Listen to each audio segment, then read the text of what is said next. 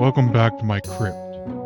Tonight you will hear two stories with no connection whatsoever, other than the fact that the characters in both stories are completely bonkers.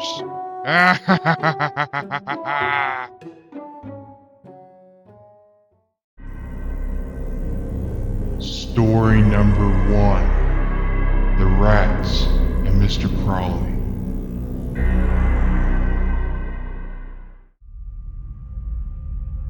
They say the old man that lived there, Mr. Crawley, murdered his wife and 3 sons in that very house. He bashed their heads right in with a shovel in the dead of night. Crowley was a God-fearing man, despite what he did to his family. The sins brought forth by his crazed actions were too much for him to bear. He couldn't live with himself after what he had done, so he killed himself. He looped a rope around his neck and hung himself right from the barn's rafters. The only thing is, he didn't tie the rope right, so the poor bastard's neck didn't break when he dropped, nor did he choke to death.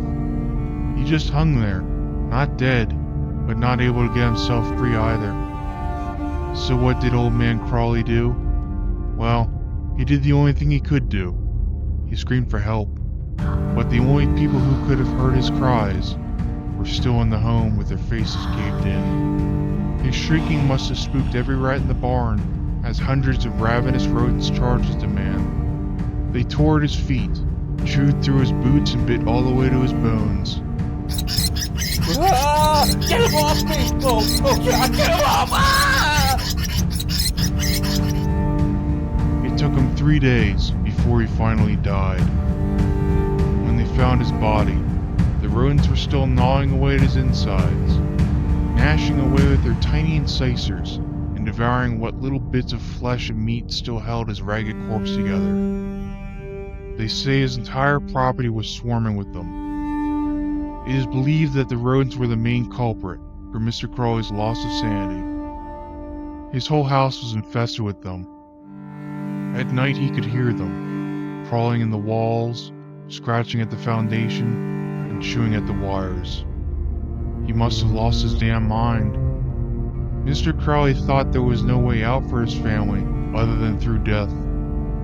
He could hear what sounded like the walls caving in all around them. But in reality, it was the rats. So he did what he thought was right as a father. He did what he thought was right as a husband. In the old man's twisted mind, he was saving his family from an even worse form of death. He was saving them from the rats.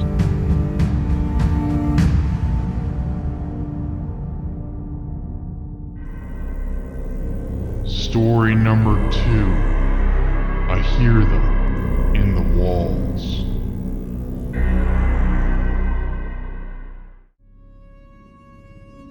I hear them in the walls.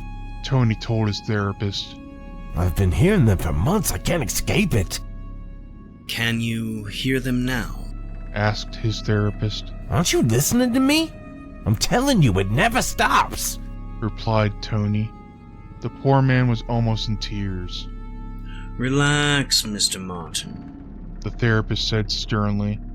Sorry, I really am. I just can't take it. It's driving me mad, but you don't think I'm crazy, do you, Doc? No, of course not. I don't think you're crazy. You've been under a lot of stress. Your mind is just playing tricks on you.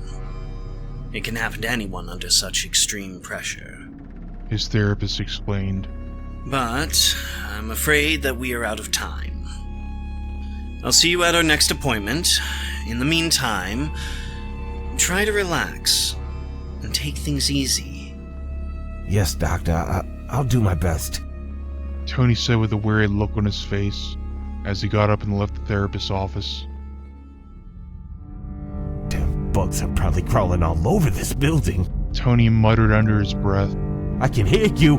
I know you're here. He yelled as he entered his apartment. After flicking the light switch, Tony scanned the room of any sign of pests. Bester, there's one of them now.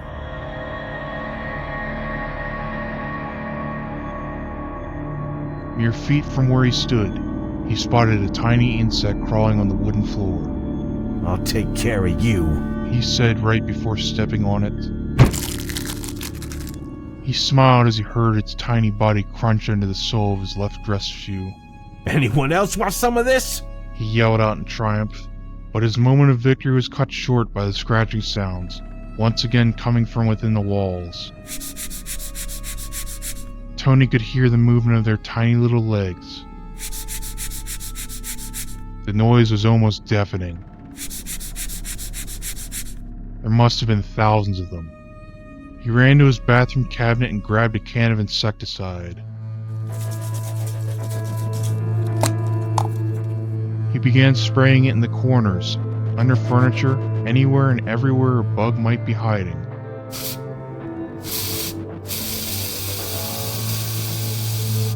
Still, the sounds continued to plague him. They wouldn't stop, and they were getting louder with every passing second.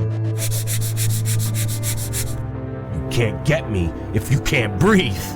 He yelled as he continued to spray the entirety of his apartment.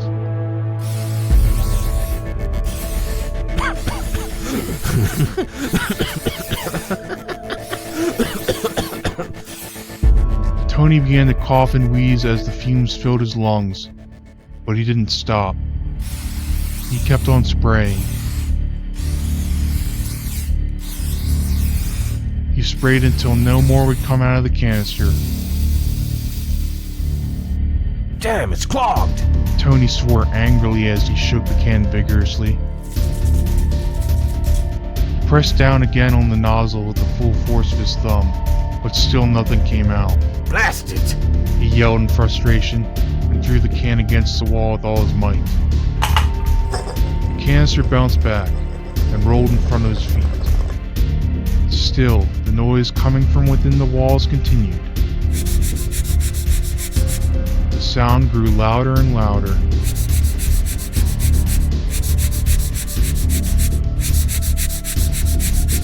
It pounded on Tony's eardrums inside his skull. Yeah! He screamed and stomped on the can of insecticide, causing it to burst.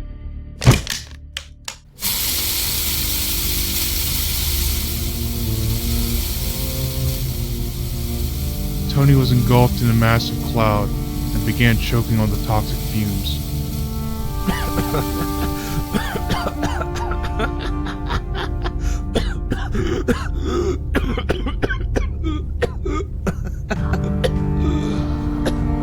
His vision began to blur. Then he blacked out and fell to the floor. The noise would no longer torment him, because Tony was dead.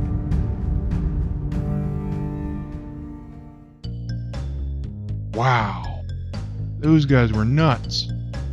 And so were their stories. What? You want more? Then check out this video next. But while you're still here, be sure to give this video a big old thumbs up. It lets me know that you dig what I'm doing. And then go watch more of my content. Because, oh, for screaming out loud, just watch more stuff on the channel. I'll see you next time.